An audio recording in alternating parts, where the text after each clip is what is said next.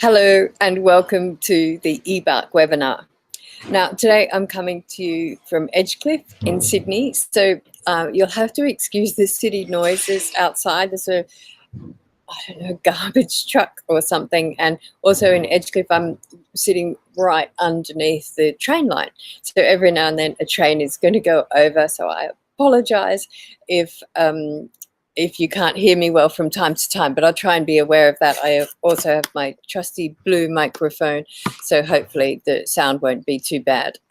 Welcome to my American friends. It's always so lovely to see the Americans and the Canadians jumping on early.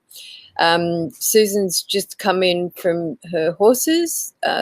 10-year-old neighbour took a bunch of photos to send me, but none turned out. No, oh no. Get your 10-year-old neighbour to do a better job next time and send me the photos of your horses. I'd love to see them. Dale, I see you're also here. Welcome. You're just come back from feeding your horses as well. And you have sent me, I've seen in my inbox, you've sent me some photos of your Mustangs. Thank you very much. I'm really looking forward to seeing those. I haven't looked at them yet because this weekend I was running clinics in Canberra and Braidwood, which were fantastic, by the way. And it's really exciting to see these horses over time. And that's basically what we're talking about today, because we're talking about E-BARQ, which I will start in a minute. But at the weekend on Sunday, I had a clinic with, we called it a trainer's clinic. So basically I was teaching people that do a bit of training themselves and people that have been working with me for a long time. And it was fantastic to see how they were getting on, to see the progress they'd made. And it was amazing because watching people that have got such a good handle on pressure release and such a good idea of how to break a lesson down for a horse, the progress they were making in one session, one day clinic was incredible. I was really, really pleased to see that. It was fantastic. Now, why that's relevant to today's discussion is that today we're talking about what is my PhD project, which is a project called E-BARQ, which stands for the Equine Behaviour Assessment and Research Questionnaire. Now, it's behaviour assessment because it's a survey, a questionnaire. So we're going to be asking all sorts of questions about your horse's behaviour. And it's a research questionnaire because all of the data that we collect from this survey is going to go into a secure data repository, and researchers are going to be able to access that. So they'll be able to get that information. It's going to be really interesting. And Susan has just asked Dale, would you come to a Canada clinic for trainers next August? Yes, or we'll fix up one for Dale in your area. Anyway, we shall talk about clinics later. Today we're talking about the E-BARQ survey. So the E-BARQ survey is a longitudinal study, and this means that we're testing horses, or we're getting horses or owners to take this survey once every 6 months. So we're going to see the changes that we make in the horse's training and management and how those changes reflect in the horse's behaviour. So the survey tool, it comes in two parts. So the first part is all about the demographics. So the first part collects data on the horse's breeding, when it was acquired, and it also collects data on the owner. So, when you started to ride, how long you've owned horses for, how many horses you currently own, how many horses you currently ride. So all about your experience and about your riding disciplines. Now, E-BARQ is the sister survey of C-BARQ. That, of course, is the canine version. And that's collected data on over 85,000 dogs. Now, you said that, that sounds like a lot. But horses are so much more interesting, let's be honest. So we need to beat that number.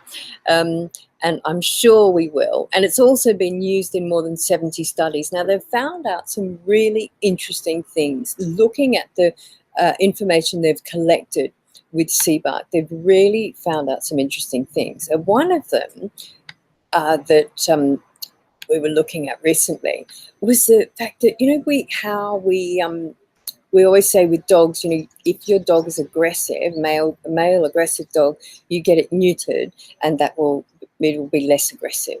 Actually, what they found was that the dogs that had been neutered were more aggressive than the ones that hadn't been.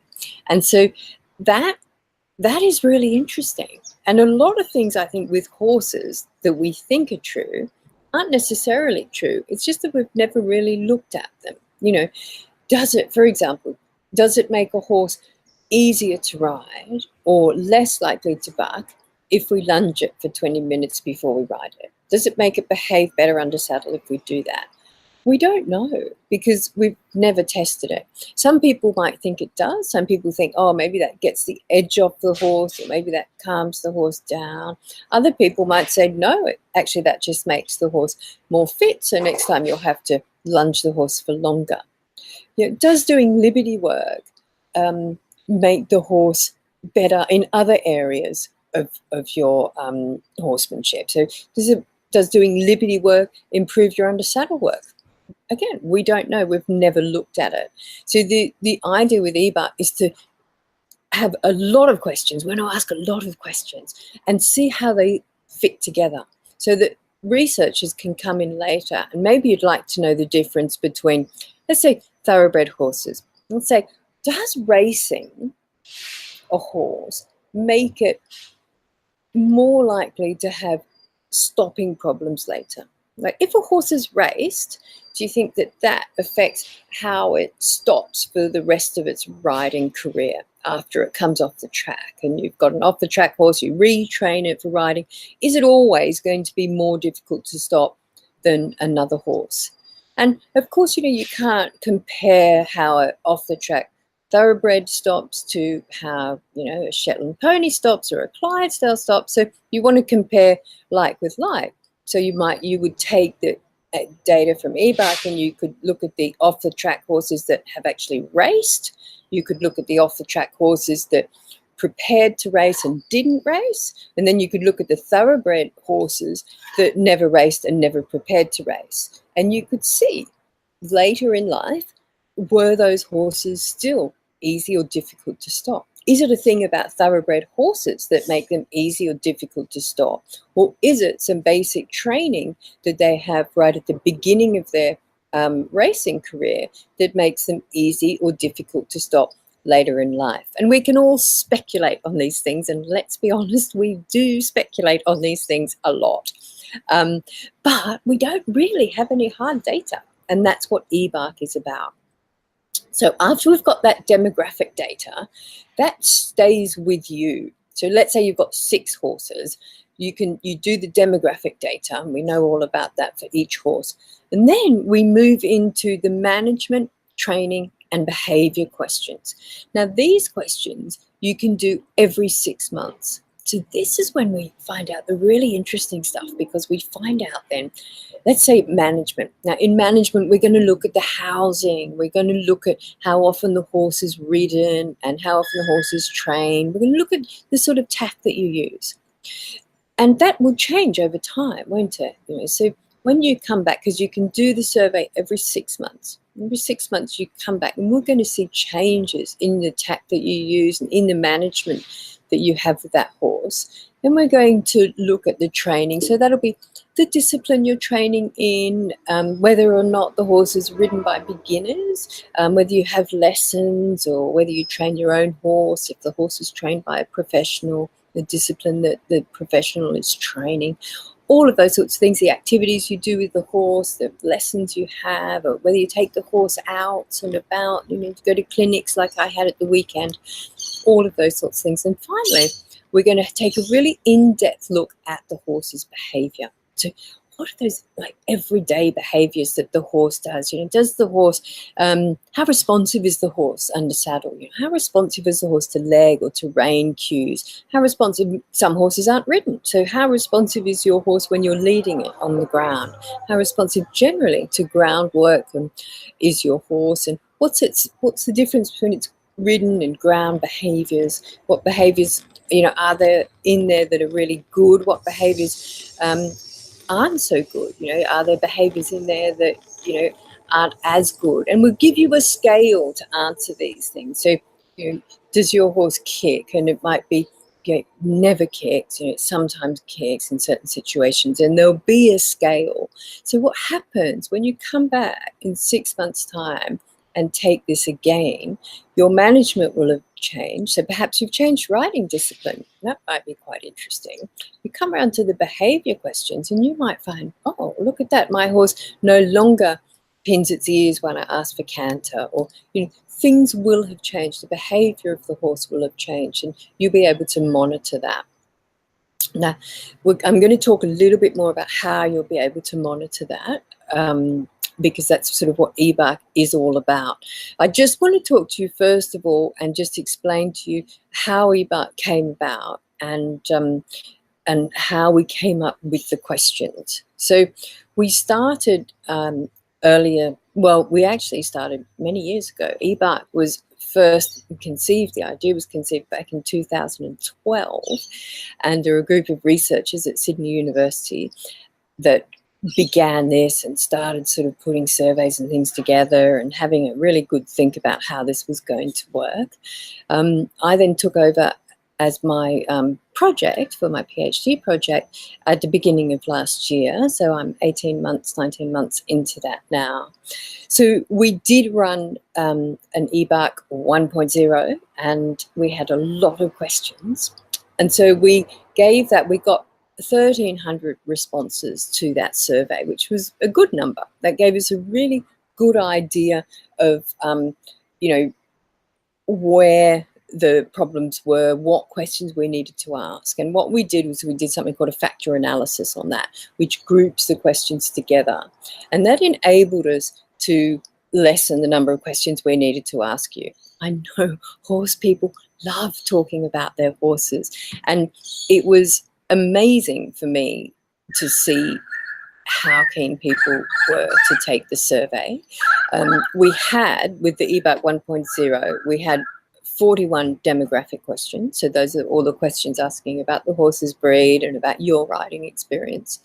And then for the ridden horses, we had 227 questions.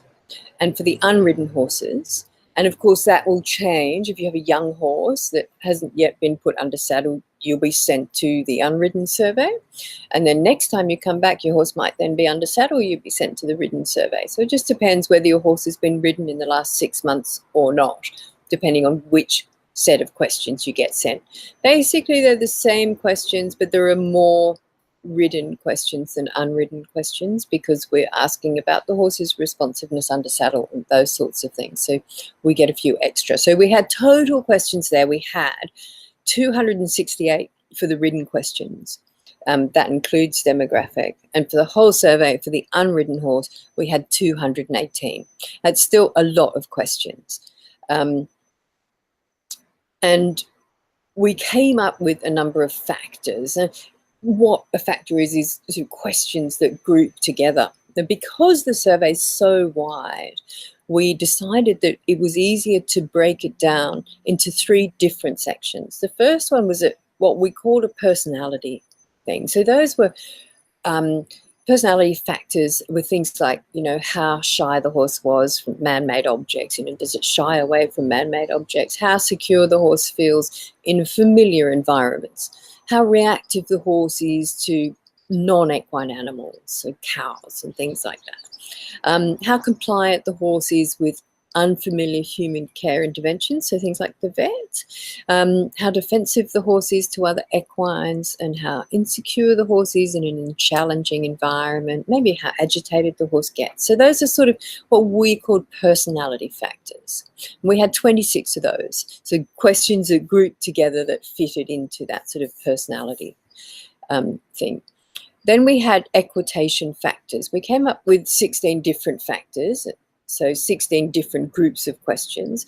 And those were sorts of things like bridle-related conflict, responsiveness under saddle, responsiveness to steering, deceleration, did the horse rear or bark, how responsive the horse was to verbal cues, how trainable the horse was. And the final one, we had 13 maintenance and gear factors. And these were all sorts of things to do with the type of rider, experienced riders or professional riders or beginner riders, the type of saddle you use, whether the horse needed pre-ride exercise or not, to lunge or round bend the horse before you ride, whether the horse went on many outings, so go to clinics and shows and lessons, maintenance procedures used, and also the time people spend with their horses. So those were all our factors. So when we looked at that factor analysis, it actually enabled us to remove 40 questions. So it seemed redundant. They were giving us the same information. So that was great because that made the survey a little bit shorter. If to keep a question in, it had to fit into a factor. So it had to be relevant to something. Or maybe it was just a question that we were really interested in and didn't want to lose. And there were a few like that. There's a question, let me think of one. One was, grinding teeth. Does your horse grind its teeth? And it didn't fit into any factors, but it's really interesting. So we kept it in there. We really wanted to know. The other one that might interest you, and it has always interested me, is yawning. We ask questions about whether the horse yawns a lot. And do you know some horses seem to yawn a lot?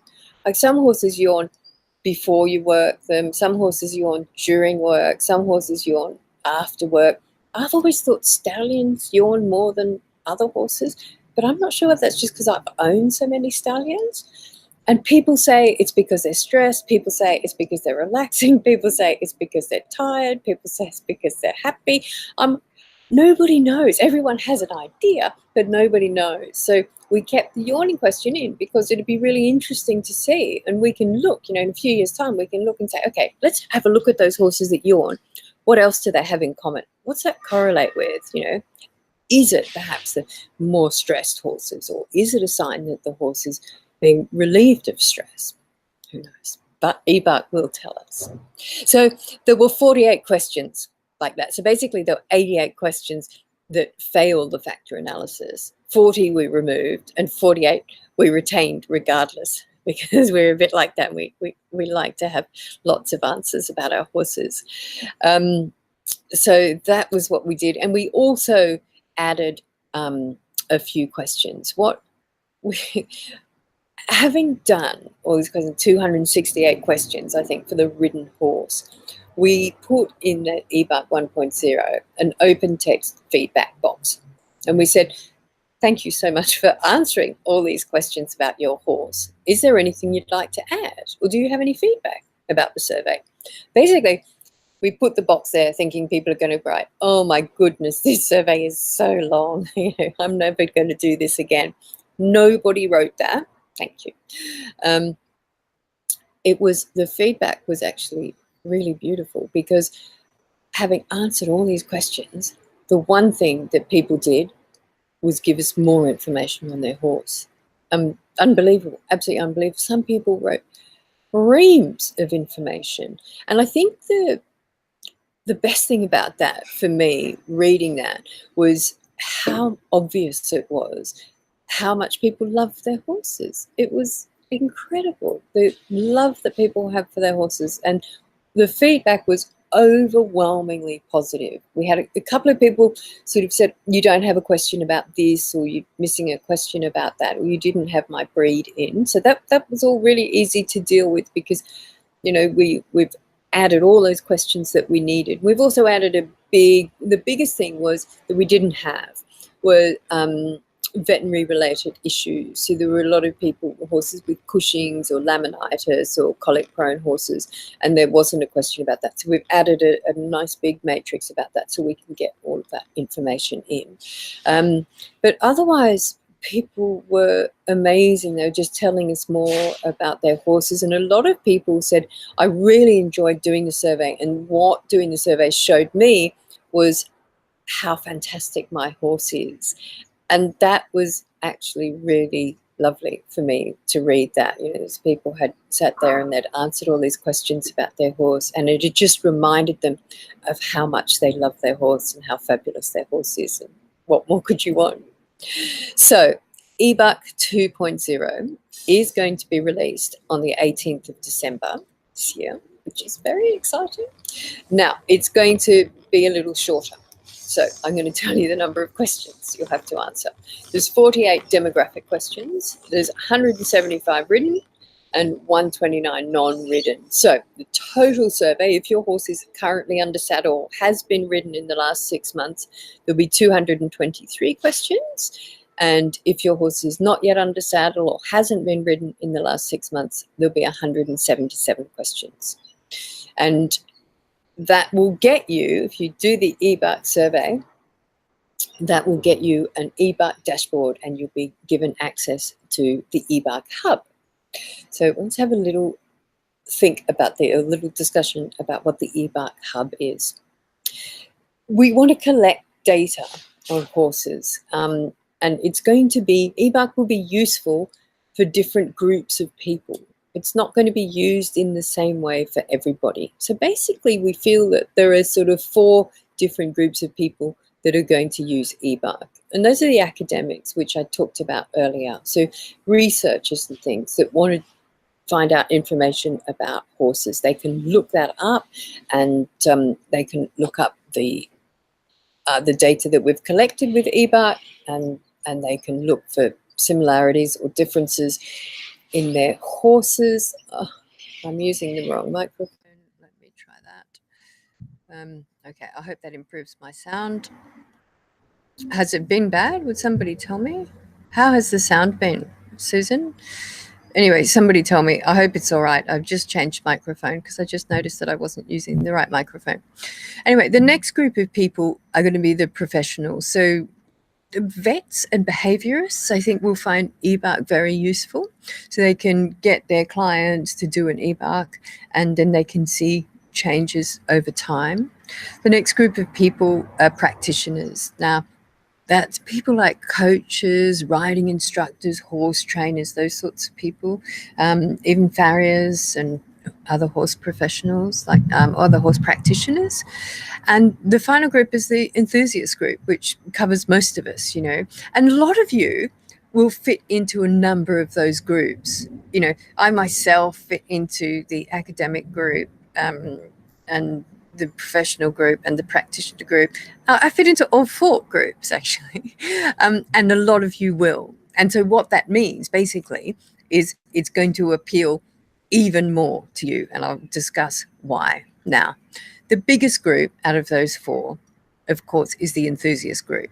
And so, you know, it's a bit of a pyramid. We have the academics up the top because there aren't very many of them. And then the professionals, there are a few more professionals. There are more practitioners than there are professionals. But there are lots of enthusiasts. There's lots of people that just love horses and just love to ride and compete and not compete and just have horses sitting in the paddock and all of those sorts of things. That's where all the horses are. That's where all the data is. Those are the important people to E-BARQ. They're important people because without those people, we don't have any data. And without data, we don't have any information. So we know that, you know, if you build it, they will come, says Kevin Costner. But that is not true. And so what we needed to do was we needed to make sure that everybody from those stakeholder groups was getting something out of E-BARQ. You know, if we're going to ask you to take 20 to 30 minutes of your time to give us data or information on your horse, we need to give you something back, and we're well aware of that. So I did a survey and asked people what it is they wanted, and that was quite interesting. And we sent that out, and I've got figures here actually of who that went to. So it went to 969 people. 63% of them fitted into that enthusiast group. 18% fitted into the practitioners group. So that's the coaches and horse trainers and things. Just 9% were academics, and another 10% were professionals, vets and behaviourists and so forth. Anyway, we asked them what it is they wanted, or what they found frustrating about either collecting data or using data, finding data on horse behaviour and training, or just generally what they found frustrating sort of within the, let me see how we put it, when it comes to gathering and accessing large-scale data on horse behaviour and training, what do you find difficult? That was what we asked the academics. With the horse enthusiasts, we said, when it comes to learning about horse behaviour and training, what do you find difficult? And across the board, each group said there's no standardized tool. Like, there's no sort of survey you can do that will test to see how your horse maybe compares to others, or, you know, there's no test. Can I do X, Y, and Z, or can I ask these questions and know this horse behaves in this certain way? So a standardized tool was something every group wanted, and they said they couldn't find. The next thing was access to peer-reviewed work, and there's a lot more every day in the media about peer-reviewed work, and that's the scientific work being done with equitation science and other sciences about horse behaviour and training. And it is very hard to access. Unless you happen to be an academic and have access to a library, then it is very hard to access this work. So that was a big problem for people. The next thing was, which came out not in the academics but in the other three groups, was finding advice. And this was actually really sad, because a lot of people said it's very confusing. You know, there's so many different ideas out there, and you go out and quite often you don't actually ask for advice, you get given a lot of advice, and often it's not very good, and they find that's the hardest thing, is finding good advice. And that was basically what we got. The other thing that was found in both the enthusiast and practitioner groups was it was really hard to tell the difference between what was myth and what was science, and it was very confusing. People were very confused. And a lot of other people just discussed current problems they had with their horse, so quite specific problems. So what we decided to do was, we decided that we were going to have to do something about those things that people were finding very frustrating. And the first thing was, for the academics, what they wanted was 43% of them, in fact, wanted to be able to access a data repository so that they could find information.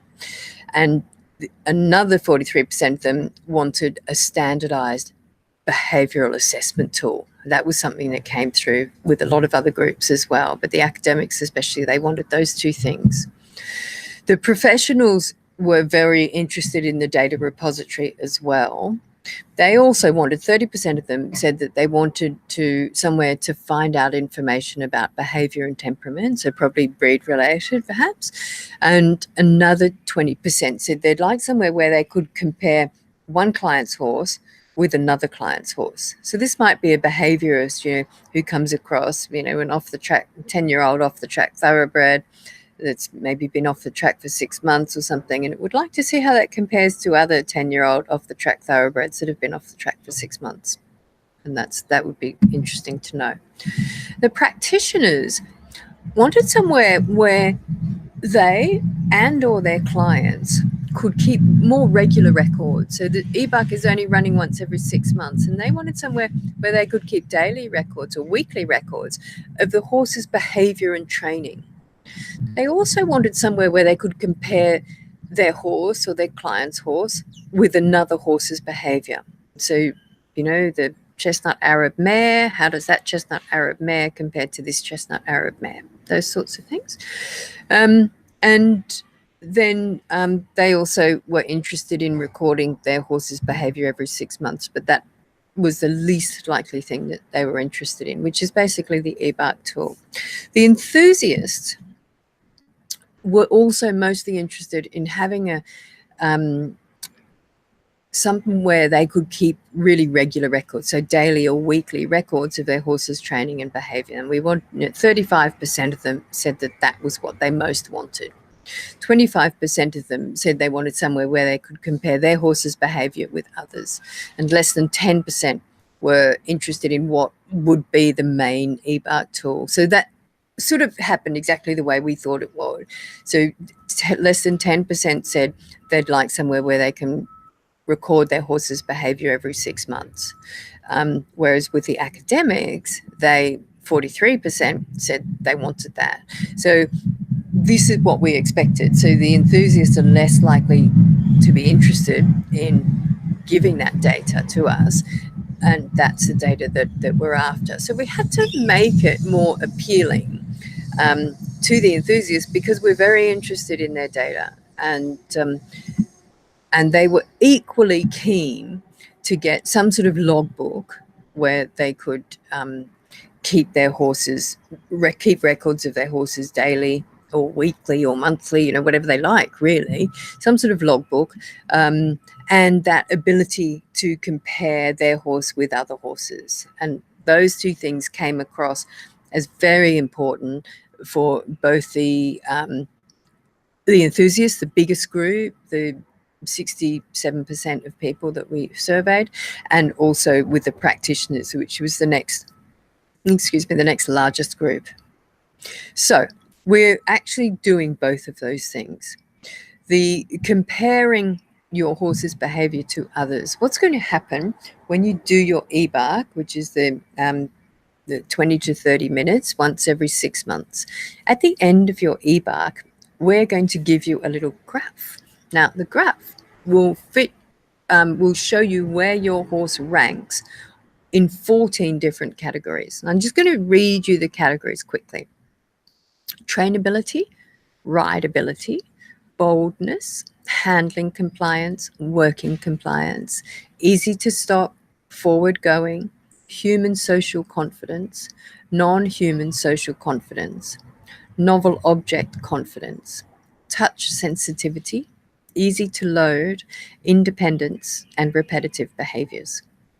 Now, 14 of these will come up. What will also come up is where your horse sits on that, and the average. So you'll see what the average horse is and where your horse fits. Now, as we collect more data, you'll be able to manipulate that graph a little bit. So let's say you've got a 10-year-old off-the-track thoroughbred, you'll be able to dial that in. So you'll be able to compare your 10-year-old off-the-track thoroughbred with other 10-year-old off-the-track thoroughbreds and see if your 10-year-old off-the-track thoroughbred is more trainable or more rideable or has better handling compliance than others.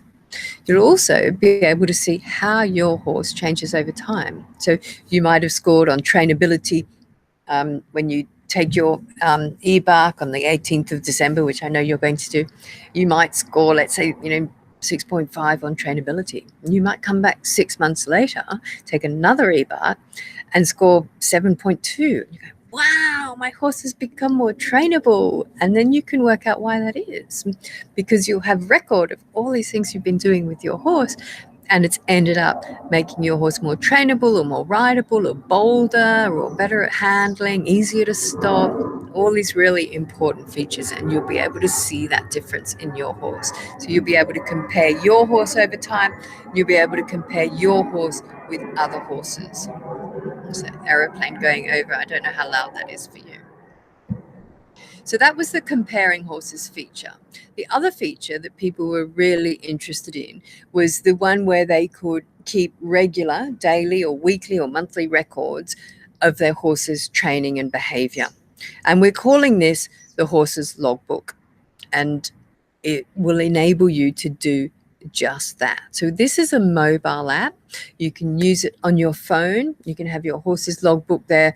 You'll be able to, once you've done your E-BARQ, that will populate into your app, and you go into the app, and so each day that you work with the horse, you can enter in what you did, how the horse went, and how long you worked for, what you worked on, all of those things that you want to enter in. You can put pictures up of your horse. You can upload pictures of your horse.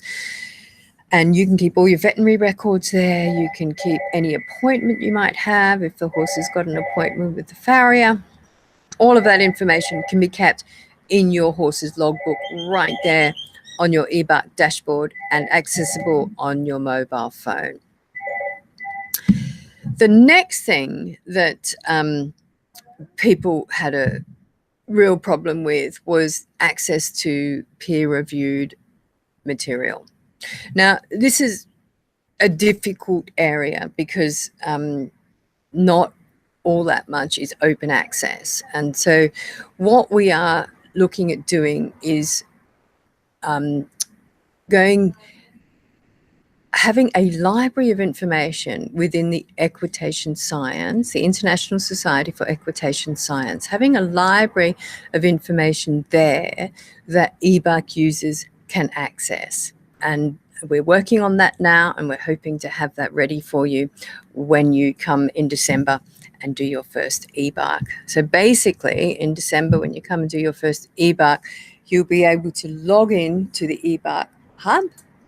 And once you've done your first E-BARQ, you'll be in there, you'll be registered, and you'll have access to the horse's logbook. And at the end of your first E-BARQ, you'll also get your share and compare graph where you can see how your horse compares to other horses as well. Once you've done one, then you can log all your horses. So you can have as many as you like, as many horses as you have. That would be fantastic. It would be great to get all of that information. And it'll be a great place for you to actually keep track of how your horse is going and how your horse is progressing. And Dale says, I have numerous horses. Is there a place to enter each? Absolutely. And yes, you will, Dale. You will be able to enter information without a phone. I'm not sure. I'm going to have to get back to you about that for the horse's logbook. I'm going to have to ask our developers about that. It may only be on a Android or on an Android or iOS device. I think that you can't. I don't think you can enter the detailed daily information on a computer as yet. But I'm not sure. I will get back to you on that, Dale, because you might be able to. You can certainly use the horse's logbook on your Android or iOS phone or iPad. The E-BARQ survey you can do on any platform, and hopefully it will be just as easy to use on your phone as it will on your computer. But it is, bear in mind, and I will say this, before December the 18th when it comes out, it is a big survey.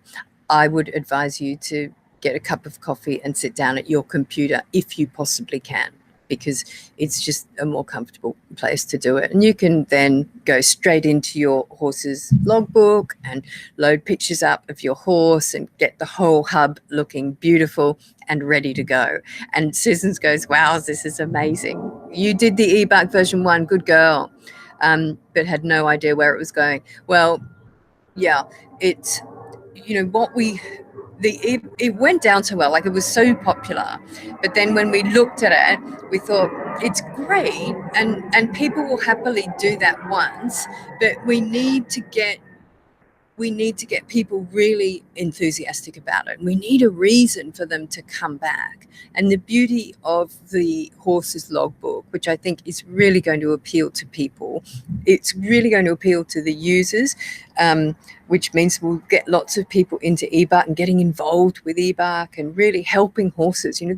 This is a longitudinal study. This is all about horse welfare. This is about changing the way we do things, and making it better for the horse. And it's a great way of doing it because you can just see what works over time. And nobody's identified. A lot of people on their E-BARQ feedback, when I was reading it, I was sort of thinking, I think they think that I'm reading their answers, but there's thousands, there's absolutely thousands, and nobody is identified. It's all completely anonymous. So what happens is your data goes into the database, and we can use that data, and the only identifying thing will be it will identify the behavior with the horse, but nothing else. So it really is a wonderful tool for us. But by adding the logbook will give us a lot more information as well, because we'll know, the horses that are doing X, Y, Z on a weekly basis, we can see then how much better they're getting, or how much worse they're getting, or whatever it might be. We can really see, we can really dial down on these changes. One of the big problems with horse research is that it's very expensive. It's very expensive to get big numbers, and it's very difficult to get big numbers of horses. And while that's ideal, it would be absolutely ideal, to have 1,000 horses that we tested and we followed, over a 6-year period. It's never going to happen. And honestly, the best people to be able to give us this data are you. You are the best people. You know the horse. You're with the horse every day. You can see changes in that horse's behavior. We know what to do with the data when we get it. And so together, I think, we're on a winning thing. And Susan, you don't have a phone either. Yeah, okay. That I'm sure we'll be fine. I'm going to find out about the horse's logbook, and to see if we can make sure that will work on a computer as well. So we can certainly do that. I'm actually in the university tomorrow, and I will have a word with them right then. At the moment, I know that you can certainly use it on an Android or iOS phone or iPad or tablet. So it shouldn't be a big deal, I don't think, but that's good. Anyway, so that's it really from me today. I hope you enjoyed the little E-BARQ talk. If you go along to the website, you will see candoequine.com. Obviously, up the top in the navigation, one of the pages is E-BARQ, and you can see the latest presentation that I did at the International Society for Equitation Science in Rome a couple of weeks ago. That is up there, so go and have a look at that. And there's also a little bit about the development of E-BARQ there as well. And of course, there's the paper that was recently published in the Journal of, what journal was it? Journal of Veterinary Behaviour. I knew it was one of those, which was all about the sort of pilot study that we did for E-BARQ. And that's called Demographic Management and Behavioural Influences on Negative Reinforcement in Horses, something like that. It's on my website. All right, I will see you. Kate, to answer your question, yes. Good. Okay, Dale, you meant completely unhandled horses. Yeah, that's a really good topic, actually. And isn't that interesting that you ask that? Because that is going to be that's going to be something else that will come up with E-BARQ, because we're asking you those questions. When was this horse first handled? And we're going to find out how much handling this horse has had.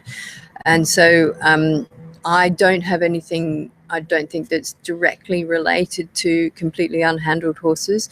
I have done a lot of work with Brumbies. Dale, if you want to talk to me at any time, I'm happy to discuss that with you. And it would be quite an interesting thing to put together. I will work on putting together a module for the training on that, because I've got quite a lot of good video of first touch, first contact, that sort of thing with completely unhandled horses. Yeah, for sure. All right, good. I will see you Facebook Live during the week. Otherwise, if you don't make it to that, I will see you next week right here on our webinar. Bye.